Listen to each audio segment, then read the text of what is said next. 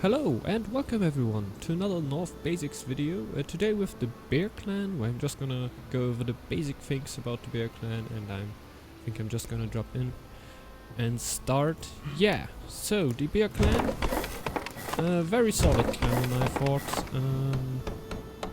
You could always play them because of different play styles you can do with them. Obviously they have the shield bearers, but I'm gonna come later to that, what makes them very strong.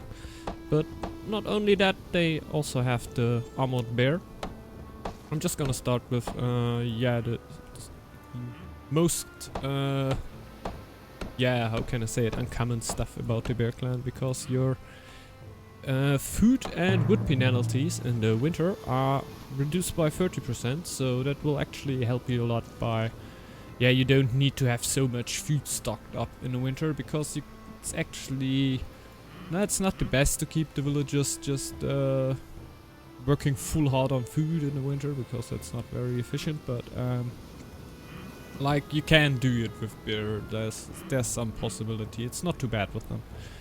And of course you will get the armored bear, and the armored bear is a really good tool to clean out your tiles early. I really like him for that, and I think therefore the Bear Clan is a really good clan to get into playing on hard difficulty if you want to go to that path. I don't know. Some players really enjoy to play just on easy and medium difficulty, and competitive I guess it's more like easy because you don't have so much RNG in there. But yeah, if you want to get playing into the hard difficulty, the Bear Clan will definitely help you in there, because just their war bear that can help you to get rid of all the early wolves around you. I can just show that very soon. Because you don't will sacrifice so many villagers. But I'm just gonna show that right now, because that's something you can show really quick in here, and it's really basic and will help you in a lot of games with that. Of course, if in winter you don't have reduced power, you have a little bit better power. How can I say that? Your military units get a 10% resistance bonus in the winter, and no debuff, so that will help really a lot with getting things set up in the winter. So it's actually quite good for you to attack in the winter, better than staying defensive then. So your attacks should mainly be in the winter, even though it can be quite hard, because your food will always be a little bit low at that point. At 200 fame, your shield maiden and your armored bear will, when they enter a tile and stay in it, so if an armored bear is in that tile, the whole production will be 15% better? 15% better, yeah. So that's actually very valuable. At around the 200 fame mark, that's actually right around the time I get my shield maiden out. So very good. So you should always watch, like what I'm going to show you right now with the warbear, the cleaning out the tiles, that you don't lose your warbear, because you don't really want to kill it right away like you did before, when it cost like 50 food and we're not a real respawn time, like 1 month I guess. Don't do it like that anymore. So I just got 2 warriors and my warbear. I guess it's on... No, it's on normal. Attack came in quite early for normal though, but that can happen. Yeah, and with that raid spot you can clean a lot of stuff, man. Always look for have your warbear in the front and your warriors behind, so the warbear will tank most of the damage, because the warbear is not a lot of damage in itself. That's why I recommend to go always with at least 1 warrior with him, to empower him. If he goes against the 1v1 against the bear, he will be, I don't know, I think he will lose even? I don't know. at least he will be just as strong as the bear. I didn't test it for a while, and yeah, there were some buffs and debuffs on the different bears. But yeah, really not a lot of attack, just 10 attack. Yeah, just like a warrior. But a lot of life. A lot of life. So with one warrior you can double this attack and just try to tank it with the bear. Yeah. On 500 fame you will get the Bear Awakens. That will give you 3 fame per enemy unit killed in an area with a shield maiden in it. And your units get for every 100 fame you have, they get 1% more attack power. Well, that's great. Yeah, that's great. Power, I mean. Yeah, I get a little bit off on that. Yeah, that's really a great thing. I have to say that when I play bear, I don't get too often to the point where I go to the 500 fame, because usually I play way more aggressive in that path, but I don't think it's the best play you can play right now. I guess the macro play is way more better. But I'm just gonna go into it when I'm just gonna go into the lore tree right now. So in the lore tree you have like special things like hibernation, so your clan members will heal during winter in your territory. I heard of a lot of players that say that is really a good lore. I never really went for that too much. I don't know, I didn't really felt that good, and I don't really know where I go here. It's like harpoons. Fisherman huts can have one more fisherman and their production is increased by 20%. It can be quite good, I guess, but with bear I always made a little bow around fisherman huts, because in the early game they don't give me too much. I think it's something you can go for if you have like 2 fish around, but I think with one single fish it will not be worth to go all around that tree just to get your harpoons, because I think the bear has stronger trees, because I usually take the normal trading path until carpentry mastery, even if I go for a macro build.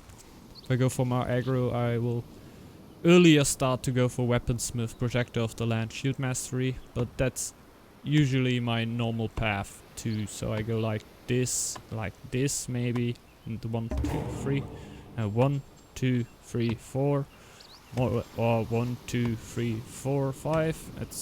It really depends how you want to go, but I really like to take trading first, and I don't touch the upper tree for a long time. I don't know why I do that. That's a really personal thing to do to me. But yeah, it's like the protector of the land helps me a lot, because it gives you 1 happiness per area with at least 1 military camp. And yeah, you can manage that. You can build some military camps then, and you will not need like a brewery for your early game. At some point you will need the brewery, but with the protector of the land you can keep yourself up for quite some time, and it will lead you into build your military camps quite early, and that's always good, because then you will maybe realize that you have quite a lot of crowns. You have quite a good of warband, and you could attack right now. And yeah, some players struggle with finding the right point to attack sometimes, but because sometimes if you just attack at some point, you can crush your enemy so hard, because he's still in this eco build-up, and they sometimes just forget, and I sometimes just forget to build my warband buildings then, and your enemy is standing in there, you weren't ready for it, and you're probably GG just because you forgot your warband buildings, even though you have like crazy crown production. So never forget about attacking, can be very strong. Yeah, shield mastery is your shield bearers cost less crowns, and their resistance is increased by 20%. Yeah, your shield bearers will actually cost then just the same as you will build warriors, and their resistance is increased. So if you improve then, upgrade their weapons too, so they will get even more resistant, and upgrade some shield bearer camps, you can get so freaking strong shield bearers, it's impossible then.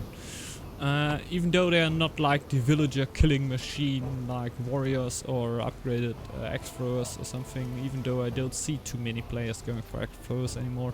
I think they're quite dead right now. but they're still usable. It's not like they're the total crap. Yeah, but the shield bearers can be really strong, even though when your enemy goes like for axe throwers, he's so screwed because of your shield bearers. But yeah, I really enjoy that, to play it like that, go for the shield mastery, so I always played the bear more like a domination. I never really played them for the lore path. What I heard from a lot of people, that the bear is a very lore heavy yeah, clan. I know why, because you will need a lot of stuff here if you want to go for the very special stuff. Yeah, hibernation can be really good. No, I don't want to say that, because hibernation will just heal all your villagers up. You will not need to build any healing huts for it, so it's actually really cool.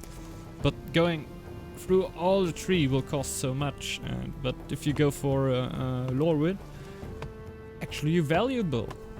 Go a little bit defensive, go for defensive strategy, get your war bear up quite good, have it healed all the time, and have your war camps. And if somebody attacks, you can build your army and just try to defend it. I guess it should work quite good, even though I didn't try it out too much, but yeah. That's like, I think, the more macro play of the Bear Clan. I guess they're more like lore dependent, even though I saw some going for fame because of the Bear Awakens, so the 3 fame per unit killed in the same tile with like the Shield Maiden.